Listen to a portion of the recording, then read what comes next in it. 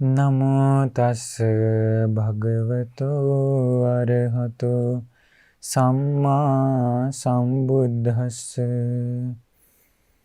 उन तथागत भगवान बुद्ध जी को मेरा कोटि कोटि नमस्कार हो एवं मेरे आचार्य गुरुवर्य के चरणों में मेरा सादर नमन हो। नमो बुद्धाय।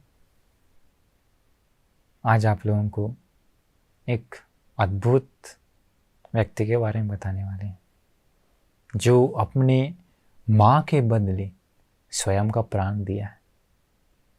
मतलब अपने माँ के प्राणों को बख्श स्वयं का प्राण न्यौछावर कर दिया। ऐसा सत्पुरुष दुर्लभ है इस दुनिया में, बहुत दुर्लभ है इस दुनिया में। तो इसी घटना से आपको बहुत कुछ सीखने को मिलने वाली है। ध्यान से सुनिए, आखिर कौन था वो व्यक्ति जो अपने माँ के लिए अपना प्राण न्यौछावर कर दिया। वो कौन था वो सत्पुरुष, वो कौन था वो उत्तम व्यक्ति, जानेंगे उसके बारे में। तो वो वहाँ पर जाने से पहले ये घटना है जो अलग जगह से शुरुआत होगी, तो ध्यान से सुनना पड़ेगा तभी समझ में आएगा। तो उन दिनों भगवान बुद्ध जी राजगीर में थे। राजगीर तो आप लोग जानते ही हैं, राजगीर में थे। तो उन दिनों राजगीर में क्या था ना, जो देवदत्त, जो पापी देवदत्त था, उसके बारे में खूब चर्चा हो रही थी। खूब चर्चा हो रही थी। भंती लोग चर्चा कर रहे थे कि अरे देखो तो ये देवदत्त कितना पापी है, जिस भगवान बुद्ध जी ने उसको भिक्षु बनाया, उन भगवान बुद्ध जी को ही मारने के लिए तुला रहता है। मारने के लिए ही हमेशा मारने का प्लान बनाते रहता। देखिए देवदत्त कितना पापी बन गया। देवदत्त क्या करता है, वो सोचता है कि भगवान बुद्ध को मार के हम बुद्ध बनेंगे। बुद्ध थोड़ी कोई दूसरा को बन सकता है, परंतु उसके मन में पापी विचार आ जाता। वो कहता बुद्ध को मान के हम बुद्ध बनेंगे। ऐसे पापी विचार से भगवान बुद्ध को मारने के लिए अलग अलग प्लान किया। एक बार पता है क्या किया, एक बार जो अजातशत्रु था, बिंबिसार का राजा, उसको भी अपना साइड में ले लिया था, चमत्कार दिखा के शुरू में। बाद में जिस दिन भगवान बुद्ध को वो मारने के लिए सोचता है ना, उसी दिन उसका सारा चमत्कार सब खत्म हो जाता। लेकिन तब तक अजातशत्रु को अपने साइड कर लेता। तो अजातशत्रु को बोल करके कितना पता है, 32 धनुर्धारियों को बोलता है कि जाओ जा करके भगवान बुद्ध को तीर से मार दो। देवदत्त उन लोगों को भेजता है, किसको मारने के लिए? भगवान बुद्ध जी को। देखिए तो जो हमेशा दूसरों का कल्याण करते हैं उनको मारने के लिए। कितना पापी विचार होगा ना, सोच भी नहीं सकते। लेकिन लोग जाता है भगवान बुद्ध को मारने के लिए, परंतु जाने के बाद भगवान बुद्ध के पास मारता भी नहीं है। पता नहीं क्या हो जाता है उन लोगों को। भगवान बुद्ध जी के वजह प्रसन्न हो जाता है, भगवान बुद्ध जी से ज्ञान सुनता है, वो सारे लोग श्रोतापन हो जाता है और सब लोग वापस चल जाता है। कोई कुछ नहीं कहता, वो लोग श्रद्धावान बन जाता है। देवदत्त को सुनाई दिया कि उसका योजना विफल रहा। और एक बार क्या करता है, एक हाथी था, नालागिरी नाम था जिसका, अजातशत्रु का हाथी था। वो हाथी को क्या करता है, ये देवदत्त क्या करवाता, खूब दारू पिलवाता। पागल हाथी था, खूब दारू पिलवाता। दारू पिलवा के खूब क्या भाला भोग करके जिस रास्ता में भगवान बुद्ध जी भिक्षाटन के लिए, भोजन के लिए जा रहे थे, उसी रास्ता में वो हाथी को छुड़वा देता है। क्यों? भगवान बुद्ध को मारने के लिए। कौन किया? देवदत्त। वो हाथी सारा घर झोपड़ी सब तोड़ते हुए, आदमी लोग पूरा सब भागने लगा, कलबली मच गया, सब भाग रहा आदमी लोग। भगवान बुद्ध जी भिक्षु संघ के साथ शांति से जा रहे हैं भोजन के लिए। अभी सामने से हाथी आ रहा, भयंकर हाथी, पूरा दहाड़ते हुए, धूल उड़ाते हुए। आनंद भंती भगवान बुद्ध के पीछे थे। आनंद भंती सोचा अरे भगवान बुद्ध के पास आ रहा है, नहीं ऐसा मैं नहीं होने दे सकता। वो आगे आनंद भंती जी। भगवान बुद्ध जी बोले आनंद तुम पीछे जाओ। पीछे गया, फिर से एक बार आगे आ जाते हैं आनंद भंती, 2 बार 3 बार। तीसरी बार जब आनंद भंती आगे आते हैं ना, तब तक हाथी बहुत पास आया हुआ रहता। भगवान बुद्ध अपना चमत्कार से धरती को ही घुमा देते हैं, मतलब धरती को ही घुमा दिए। आनंदवंती पीछे चल गए, भगवान बुद्ध आगे आ गए। और उस समय भगवान बुद्ध उस हाथी को मैत्री कर रहे थे। हाथी दहाड़ते हुए आया, परंतु भगवान बुद्ध के पास आते आते दमन हो गया, भगवान बुद्ध के चरणों में गिर पड़ा। सारा नशा टूट गया, हाथी की आंखों से आंसू आने लगा। भगवान बुद्ध हाथी को कुछ बातें बोलते हैं कि यही हस्तिराज, तथागत नाम के हस्तिराज से टकराने मत आओ। ऐसे ऐसे कुछ बातें बोले। उसी दिन से हाथी पूरा नम्र हो गया। देवदत्त को भी सुनाई दिया, उसकी ये योजना भी विफल हो गई मारने के लिए। और एक बार वो क्या करता है, देवदत्त खुद सोचा नहीं इस बार हम खुद मारेंगे करके भगवान बुद्ध एक बार राजगीर में चाक्रमण कर रहे थे। एक पर मतलब राजगीर में कहीं पर पर्वत के साइड में गिज्जेकूट पर ही साधना कर चाक्रमण साधना कर रहे थे। देवदत्त क्या कि चुपके से चढ़ गया पहाड़ पर, चढ़ करके एक बड़ा सा पत्थर को धीरे धीरे लुढ़काते हुए लेकर के आया और भगवान बुद्ध जहाँ नीचे चाक्रमण कर रहे थे वहीं पर ढकेल दिया। देखिए तो देवदत्त का कितना पापी क्रिया था। तो भगवान बुद्ध को कोई मार नहीं सकता। इस ब्रह्मांड में न देवता, न ब्रह्म, न मार, न श्रमण, न ब्राह्मण, न मनुष्य, कोई नहीं मार सकता। वो पुण्य से वो जीवन है उनका। पर्वत से क्या हुआ, एक और पत्थर निकल गया। एक और पत्थर निकल करके ऊपर से जो पत्थर आ रहा था ऊपर से टकराया। टकराने के बाद फिर बाद में उसका एक छोटा सा टुकड़ा भगवान बुद्ध के पैर में लग जाता, जिसे खून बह जाता। तो इस प्रकार वो देवदत्त महापाप कर्म कर लेता, परंतु भगवान बुद्ध कुछ होता नहीं। तो इस प्रकार कई बार वो भगवान बुद्ध को मारने का प्रयास किया।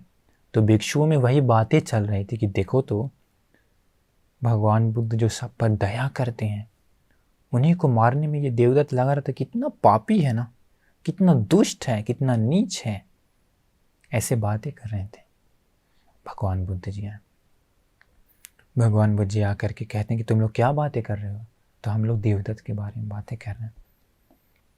तो भगवान बुद्ध जी कहते हैं कि भिक्षुओं, वो देवदत्त केवल अभी ही पापी नहीं था, पहले भी वो पापी ही था। पहले भी वो पापी ही था। भगवान बुद्ध जी वो क्या घटना थी, थोड़ा सा बताइए ना हम लोग को। तो भिक्षु लोग बहुत पसंद थे उस समय वो पूर्व की घटना जानने के लिए। अभी तो आजकल कोई है नहीं हम लोगों को पूर्व की घटना बताने वाले, लेकिन भगवान बुद्ध जो बताए हैं उसी के अनुसार हम लोग सीख सकता है, और उसी के अनुसार हम लोग को अपने जीवन में ला करके हम लोग को अपने जीवन की कमियां दूर कर सकता है। तो भगवान बुद्ध जी कहते हैं कि बहुत पहले इसी वाराणसी में ब्रह्मदत्त नाम का राजा राज्य कर रहा था। तो उसी समय किसी कारणवश भगवान बुद्ध जी कहते हैं कि बोधिसत्व का जन्म बानर जन्म में होता, बंदर के जन्म में। मतलब बोधिसत्व मतलब कौन, भगवान बुद्ध का पहले का जन्म पारमिता पूर्ण करते समय। तो देखिए यहाँ तक कि बोधिसत्व को भी जानवर जन्म में भी जाना पड़ गया, तो कर्म के अनुसार हम लोग कौन सा बोधिसत्व और हम लोग कौन सा पारमिता, हम लोग को संसार में कहाँ कहाँ जन्म नहीं लिए होंगे, परंतु अभी मनुष्य जन्म मिला, उसका लाभ भरपूर्ण रूप से उठाइए। ये सिर्फ सद्धर्म मिला, उसका लाभ भरपूर्ण रूप से उठाइए। क्योंकि जब जानवर ये सब का जन्म मिलेगा तो धर्म की रास्ता पर नहीं जा सकते हैं, ज्ञान नहीं सुन सकते हैं, ध्यान साधना नहीं कर सकते हैं, संघ को दान नहीं दे सकते हैं, मन को परिशुद्ध नहीं कर सकते। जानवर जन्म में गए तो ये संसार इतना ही खतरनाक है, इसलिए पूरा लाभ उठाइए इस मिले मनुष्य जन्म का। बहुत दुर्लभ से मिलता है किसी को। तो भगवान बुद्ध जी कहें कि बोधिसत्व का जन्म कहाँ हुआ था, एक बंदर में, मतलब एक वानर के रूप में हिमालय के जंगलों में। तो उसी महाबोधिसत्व का नाम था नंदी। क्या नाम था, नंदी। उनका एक भाई था, एक छोटा भाई था दूसरा वानर, उसका नाम था चूल नंदी। चूल मतलब छोटा, चूल नंदी।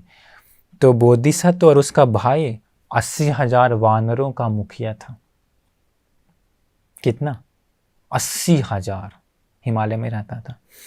तो इसी के बीच बोधिसत्व की एक माँ थी, पिताजी मर चुके थे, माँ थी मतलब एक बूढ़ी वानरी, बूढ़ी हो गई थी उसकी माँ वानरी जो थी।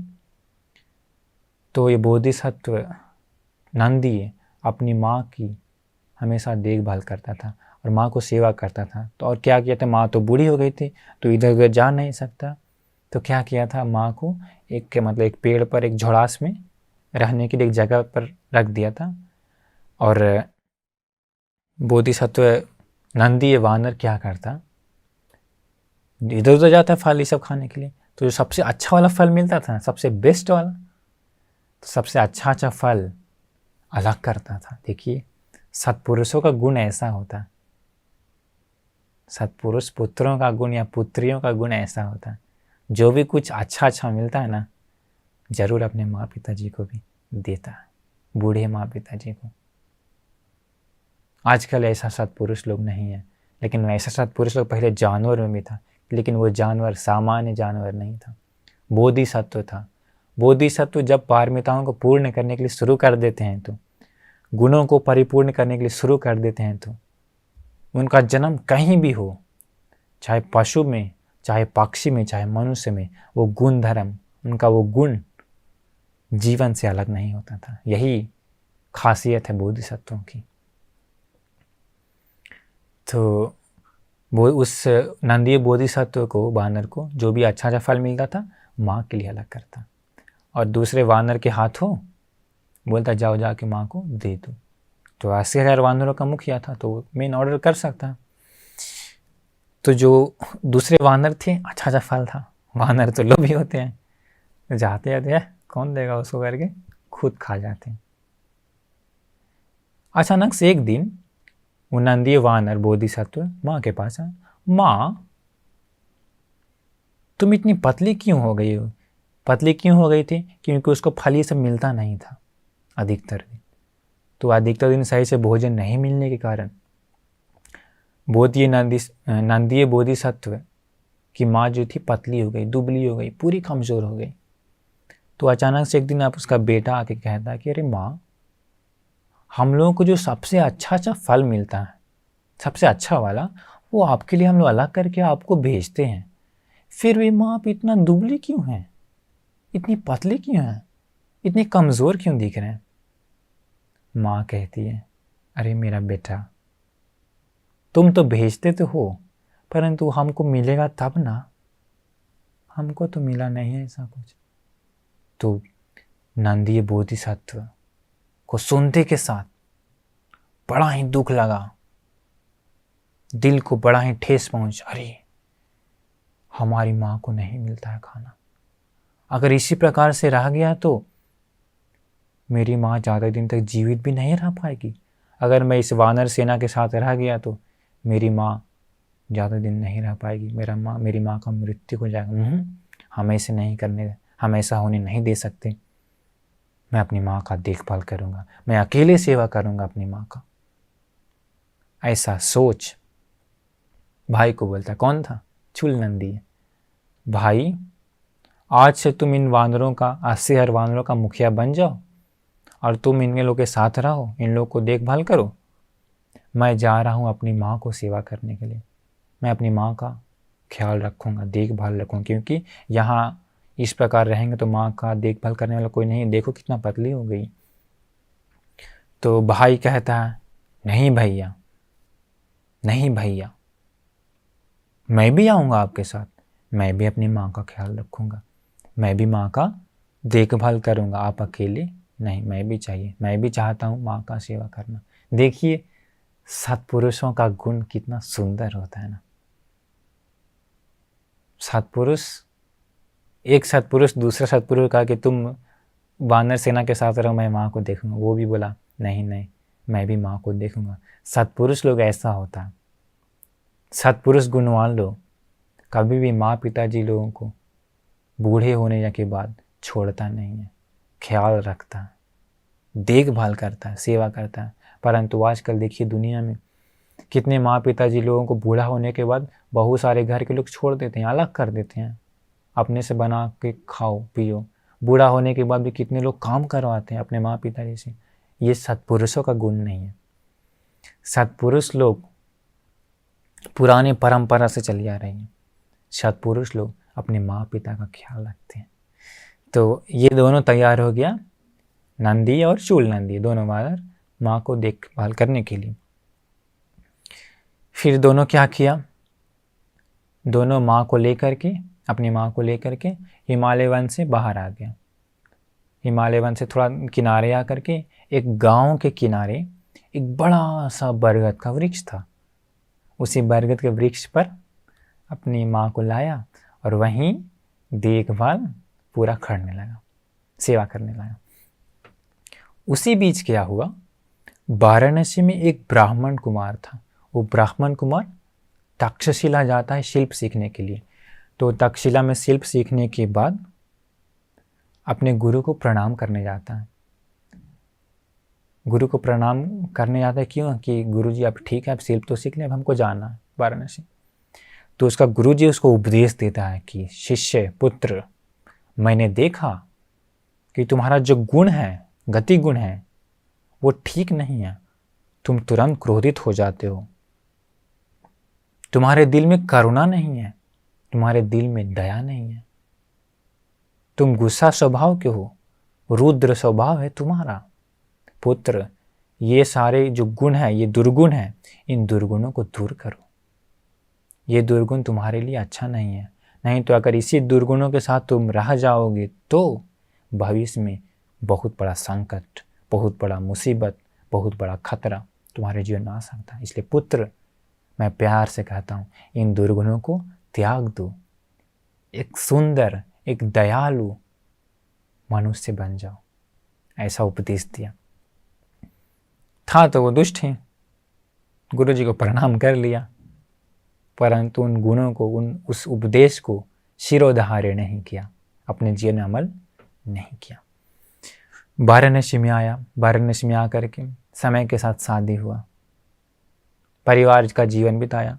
परंतु धीरे धीरे क्या हुआ, जो शिल्प सीखा था उसके अनुसार अपना जीवन नहीं लेके जा पाया।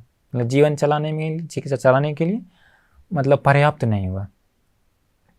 वो क्या किया, तीर ले लिया और धनुष ले लिया।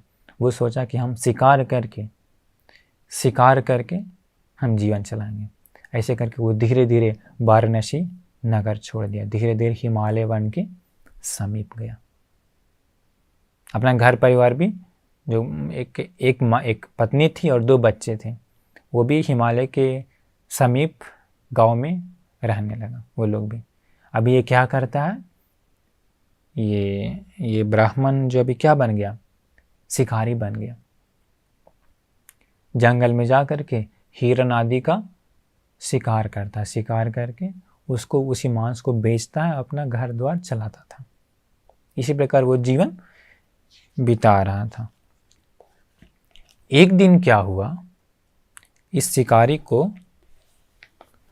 वन में गया, हिमालय में, जंगल में, एक भी जानवर नहीं मिला, एक भी जानवर नहीं मिला। खाली हाथ उस दिन लौट रहा था। वो सोचा कि आज एक भी नहीं मिला, एक भी नहीं मिला। तो आते समय वो बड़ा सा बरगद का वृक्ष देखता है। कौन सा वो बरगद जो जिस पर बोधिसत्व बंदर और उसकी माँ और भाई रहता था। उस बड़ा वृक्ष को देखा जो गांव से दूरी पर था। वो सोचा, अरे ठीक है, जाके उस बरगद के पास भी देख लेते हैं, शायद वहाँ कोई पशु मिल जाए। तो ये शिकारी उस बरगद की ओर जाने लगा। उसी समय हमारे बोधिसत्व वानर अपनी माँ को कुछ फल खिला करके आराम से बैठे हुए थे। तो नंदी दूर से ही देखता है कि अरे वो शिकारी आ रहा है, अगर वो देख लेगा तो हम लोग को तो मार ही देगा। फिर धनुष लेके आ रहा है। अरे भाई, हम लोग क्या करते हैं, हम लोग छुप जाते हैं।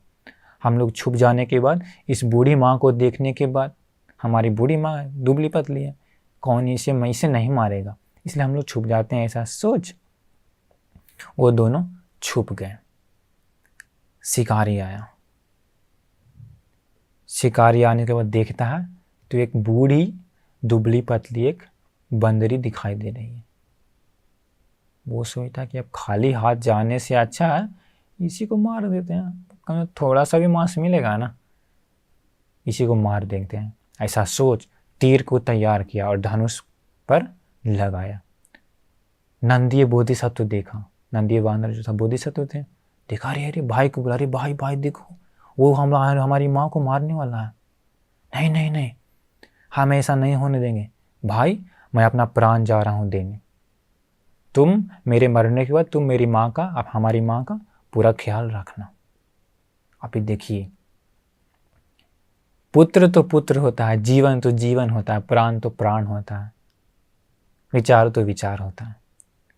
उसका पुत्र अभी देखा क्या कि उसकी माँ को मारने वाला है, वो आगे आ गया, अभी वो अपना प्राण देने के लिए तैयार हो गया। आसान है? नॉर्मल लोग को नहीं कर सकता, नॉर्मल लोग को सोच भी नहीं सकता, आजकल लोग तो सोचता भी नहीं है ऐसा। वो भाई को बोला, भाई को बोल के आगे शिकारी के सामने बोला, शिकारी तुम मेरी माँ को मत मारो, ये हमारी माँ है, ये बूढ़ी है, तुम उसके बदले में मुझे मारो, मेरा मांस भी बहुत है, तुम मुझे मार के ले जाओ, परंतु मेरी माँ को मत मारो, वो हम लोगों की माँ है। देखिए सत्पुरुष लोग कैसा होता है, कितना सुंदर है उसका विचार। तो बोला ठीक है तुम्हारी माँ को नहीं मारूंगा लेकिन तुमको मारूंगा, प्रतिज्ञा ले लिया वानर नंदी। बोला ठीक है नहीं मारूंगा तुम्हारी माँ को। ऐसे करके तीर से बोधिसत्व को मार दिया। नंदी वानर गिर पड़ा, मर गया। इसके बाद वो सोचा, वो फिर से मारने लगा। देखिए पापी लोग, उन लोग का प्रतिज्ञा भी साध्य नहीं है, कितना दुष्ट होता है। बोला कि नहीं मारेंगे लेकिन अभी फिर से मारने लगा। किसको? उसकी बूढ़ी माँ को। दूसरा भाई जो था छिपा हुआ वो सामने कूद गया, बोला अरे शिकारी भाई ऐसा मत करो, मित्र ऐसा मत करो, ये हमारी माँ है, इसे मत मारो, इसके बदले में तुम मुझे मार दो, मुझे मारो। मेरी माँ अगर एक दिन भी जिंदा रहेगी तो वो मेरे लिए पर्याप्त है, एक दिन भी ज़्यादा जिंदा रहेगी तो तुम वादा करो कि तुम मेरी माँ को नहीं मारोगे, ऐसा करो। वो बोला ठीक है तुम्हारी माँ को नहीं मारूंगा लेकिन तुमको मारूंगा, ठीक है तुम मुझे मार दो। वो शिकारी दुष्ट, थोड़ा सा भी दया नहीं आया ना। देखिए तो किसको? दूसरे चूल नंदी, दूसरे वानर को भी तीर से मार गिराया। नॉर्मली ऐसा देखने के बाद कि एक पुत्र अपनी माँ को सेवा करता है, वो शिकारी देखा ना, पुत्र सामने कूद गया था पहला वाला। नॉर्मली अगर दया थोड़ा भी है तो दया करना चाहिए था ना कि अरे ये बूढ़ी माँ है इसको क्यों मारेंगे, अरे एक पुत्र है इसको सेवा करता है क्यों मारेंगे। लेकिन असत पुरुष पापी लोग के मन में दया करना नहीं होती है, वो लोग सिर्फ अपने मन के दुष्ट विचार को संपूर्ण करने में लगे रहते हैं। अंत में दूसरे वानर को भी मार दिया। फिर सोचा ना कि अरे घर में बाल बच्चा भी है, क्यों इसको छोड़ देंगे, नहीं इसको भी नहीं छोड़ेंगे करके ऐसा सोच उस बूढ़ी वानरी को जो उन दोनों की माँ थी उसको भी मार दिया। देखिए दुष्ट पापी लोग के मन में कभी भी दया उत्पन्न नहीं होती है, परंतु देखिए गुणों से परिपूर्ण जो गुण मनुष्य में नहीं है वो गुण बोधिसत्व जानवर में था। वैसे लोगों की हत्या करने के बाद पाप अनलिमिटेड, गिन नहीं सकता उसको। देखिए आगे क्या होता है। अभी ये खुशी तो शिकारी मार दिया, तीनों वानर को कंधा पर लोड करके अभी लेके जा रहा है। उसी समय पता है क्या, घर जाते समय उसका घर में झोपड़ी था, घर में बिजली कड़की, घर में बज्जर गिर गया। बज्जर गिरने के कारण घर में आग लग गया। आग लगने के बाद उसकी पत्नी, शिकारी की पत्नी और 2 बच्चे थे, दोनों बच्चा उसी आग में जल करके झुलस करके मर गया। क्यों? वो बज्जर गिरने के कारण। अभी देखिए पापी तो ये खुशी जा रहा है, परंतु इसका पाप का फल उधर भी आ गया, दोनों से मिल गया इसको। अभी जा रहा है घर। जाते समय एक आदमी बोला, अरे अरे तुम कहाँ था अभी तक, कितना देर तक? देखो तुम्हारा घर में बजड़ गिर गया, बजड़ गिर गया और बिजली कड़की, घर में आग लग गया, तुम्हारी पत्नी और दोनों बच्चा झुलस करके जल करके मर गया। ऐसा सुनते, अभी 3 लोग को मार के लेके जा रहा है ना, 3 लोग मर गया। इसका देखिए, पापी के साथ उसका घड़ा फूट गया, पता नहीं क्या हुआ, तीनों जल गया। ये सुनते के साथ समाचार, इतना दुख आया इसको, इस शिकारी के मन में। पत्नी मर गई, बच्चा मर गया, जीवन खत्म, ऐसा लगा। बहुत बड़ा शोक लगा, बहुत बड़ा दुख लगा। और तीनों बानर का जो मांस लोड किया हुआ था, तीनों वहीं पर पटक दिया। पटक करके अभी दौड़ते गया, दुख के कारण दौड़ते गया, रोते गया, चिल्लाते गया। दुख के कारण क्या हुआ, उसका जो धोती था, जो धोती लंगोटी सा पहने हुए था, धोती लंगोटी भी खुल गया। निर्वस्त्र नंगे पाँव, शरीर में वस्त्र या भी नंगे दौड़ते जा रहा है। कहाँ? घर की ओर, देखने के लिए कहीं थोड़ा सा जिंदा तो है, कहाँ प्राण वरान थोड़ा है कि नहीं। दौड़ते गया, घर जल गया, तीनों मरा पड़ा है, दिखाई दिया। दरवाजे का चौखट था, चौखट सिर्फ बचा हुआ था, जल करके पिलर जैसा।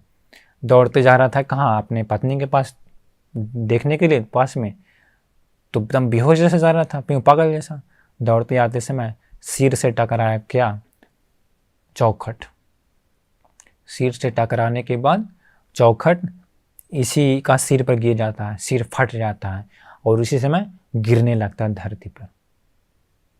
धरती पर गिरने से पहले ही इसका पाप देखिए कितना ज़्यादा हो गया, ओवरलोड हो गया, अनलिमिटेड हो गया।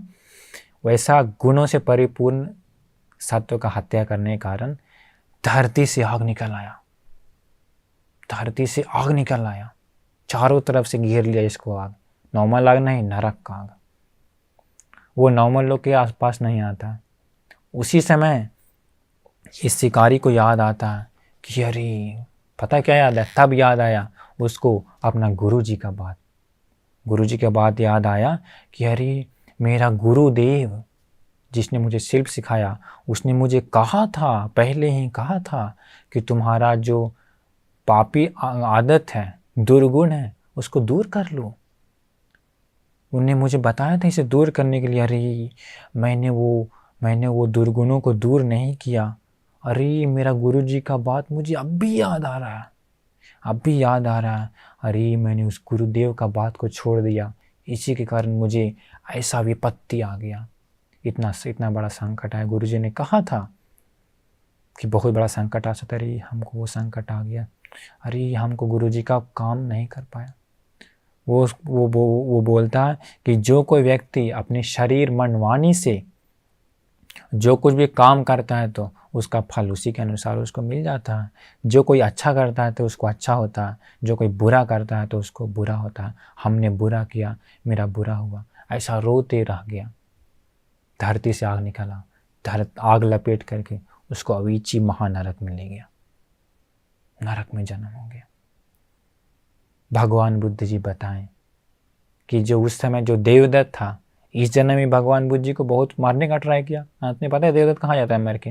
अंत में मर के जीते जी नरक में जाता है, अवीची महानरक में। भगवान बुद्ध जी बताएं पहले भी देवदत्त पापी था, दुष्ट था, दुर्गुणी था। जो भगवान बुद्ध जी कहते हैं वो जो शिकारी था वो देवदत्त ही था, दूसरा कोई और नहीं, देवदत्त था शिकारी। और जो नंदी था वो हमारे भगवान बुद्ध जी बोधिसत्व ही थे। चुगल नंदी जो था, चुगल नंदी वो भंते आनंद भंते थे। और जो बूढ़ी माँ थी वो महाप्रजापति गौतमी थी, जो भगवान बुद्ध को पाल पोस करके बड़ा की थी, महाप्रजापति गौतमी थी। तो देखिए कि असत पुरुष पापियों का गुण उसके विनाश का ही कारण बन जाती है। शिकारी जो था भोले भाले सत्पुरुष लोगों को हत्या करने गया, उसके पाप कारण उसका फल उसको भी भुगतना पड़ा, साथ में उसका परिवार को भी भुगतना पड़ गया, परिवार को भी। भगवान बुद्ध के समय में भी देवदत्त को मरने के बाद नरक में ही जाना पड़ गया। लेकिन देखिए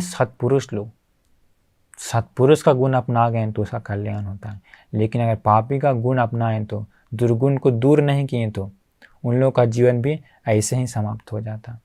तो आप लोग इसे सीखिए क्या, इसे सीखिए कि जो असत्पुरुष का जो दुर्गुण है वो दुर्गुण अपने जीवन में नहीं लाएंगे, असत्पुरुष का दुर्गुण दूर करेंगे।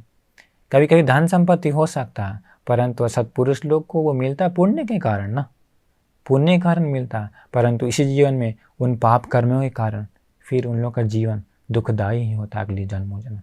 इसलिए आप असत्पुरुष का गुण को दूर करके सत्पुरुष का गुण को अपनाइए, सत्पुरुष बन जाइए। सत्पुरुष बन जाने के बाद आपका जीवन कल्याण ही होगा, मंगल ही होगा। तो ये थी वो घटना, अपनी माँ के बदले स्वयं का प्राण देने वाला वो उत्तम सत्पुरुष का कथा हम लोग सीखें। तो इसलिए आप भी सत्पुरुष बन करके धर्म के रास्ते पर जा करके सुखी से पुण्य करते हुए जीवन बिताइए। नमो बुद्धाय।